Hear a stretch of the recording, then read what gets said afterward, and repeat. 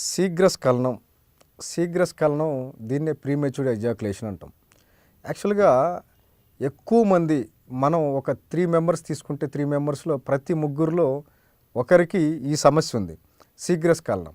ఈ శీఘ్రస్ఖలనం అవ్వటానికి గల కారణాలు కనుక మనం ఎనాలిసిస్ చేస్తే యాక్చువల్గా ఒక వ్యక్తి ఎప్పుడైనా మాస్టర్బేట్ చేసేటప్పుడు తను ఎవరైనా చూస్తారేమో అనే ఒక భయంతో అప్పుడు వాళ్ళు స్పీడ్గా త్వరగా ఎగ్జాక్యులేట్ అవ్వాలని వాళ్ళు వీర్యాన్ని బయటికి తీయడం కోసం స్పీడ్గా మాస్టర్బేట్ చేయటం వల్ల అప్పుడు త్వరగా వీర్యం బయటకు వచ్చేస్తుంది. అదే ఇక్కడ భాగస్వామితో ఆ పార్ట్నర్తో కనుక తను రతిక్రీడలో పాల్గొనాలనుకున్నప్పుడు అక్కడ కూడా త్వరగా స్పీడ్గా చేస్తూ ఉంటారు కాబట్టి అక్కడ కూడా ప్రీమెచ్యూర్డ్ ఎజాక్యులేషన్ జరుగుతుంది. అంటే వీర్యం త్వరగా పడిపోతుంది. దీనికి కనుక మనం ఒకసారి ఒక పోలిక చూస్తే ఇక్కడ భయపడుతూ త్వరగా చేస్తూ ఉంటారు కాబట్టి ఇక్కడ త్వరగా వీర్యం బయటకు వస్తుంది. అలాగే ఇక్కడ చాలా కూల్గా నెక్స్ట్ పార్ట్నర్తో రతిక్రీడలో పాల్గొన్నప్పుడు చాలా కూల్గా నిదానంగా స్లోగా చేస్తే అప్పుడు ఆ వీర్యం శీఘ్రస్ఖలనం అవ్వకుండా ఉంటుంది.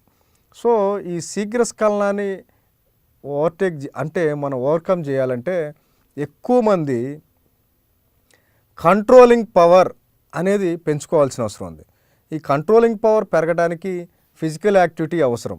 అంటే మనం ఒక వాకింగ్ కానివ్వండి, లేదా జిమ్ చేయటం కానివ్వండి, లేదా రన్నింగ్ కానివ్వండి, వీటితో పాటు కీగల్ ఎక్సర్సైజ్ అని ఉంటుంది. కీగల్ ఎక్సర్సైజ్ ఎవరైతే చేస్తూ ఉంటారో ఈ ఈగల్ ఎక్సర్సైజ్ చేసేటప్పుడు ఆ భంగిమ మనం గనక చేస్తూ ఉంటే ఆ వీర్యం త్వరగా బయటికి రాకుండా ఉండడానికి చక్కగా ఈ కీగల్ ఎక్సర్సైజ్ బాగా పనిచేస్తుంది. ఇంకోటి ఏమంటే స్టాప్ అండ్ స్టార్ట్ టెక్నిక్. అలాగే చేస్తూ మధ్యలో ఎప్పుడైతే వీర్యం బయటికి వస్తుంది అని అనిపిస్తుందో అప్పుడు స్టాప్ చేయడం, అలాగే ఒక 3-4 మినిట్స్ని అలా స్టాప్ చేసి 3-4 సెకండ్స్ని స్టాప్ చేసి హోల్డ్ చేసి మళ్ళీ గనక స్టార్ట్ చేస్తే అలా కొంచెం టైం పెరగటానికి అంటే 3-5 మినిట్స్ రతిక్రీడలో పాల్గొనడానికి అవకాశం ఉంటుంది. ఇంకోటి స్టాప్ అండ్ స్క్వీజ్. ఆ స్టాప్ అండ్ స్క్వీజ్లో కూడా ఏమంటే ఈ టెక్నిక్స్ కనుక ఫాలో అవుతూ వీర్యాన్ని త్వరగా స్ఖలనం అవ్వకుండా చూసుకోవటానికి చక్కగా పనిచేస్తుంది. ఈ వీర్యం శీఘ్రస్ఖలనం అవుతుంది అని అంటే ఈ శీఘ్రస్ఖలనాన్ని కంట్రోల్ చేయటం మన మీద ఆధారపడి ఉంది. ఇది ఎవరైతే యాంగ్జైటీ ఎక్సైట్మెంట్ ఎక్కువగా ఉంటుందో ఈ యాంగ్జైటీ ఎక్సైట్మెంట్తో త్వరగా శీఘ్రస్ఖలనం అయ్యే అవకాశాలు ఉన్నాయి. కాబట్టి ఈ కంట్రోలింగ్ పవర్ పెంచుకోవటం చాలా అవసరం.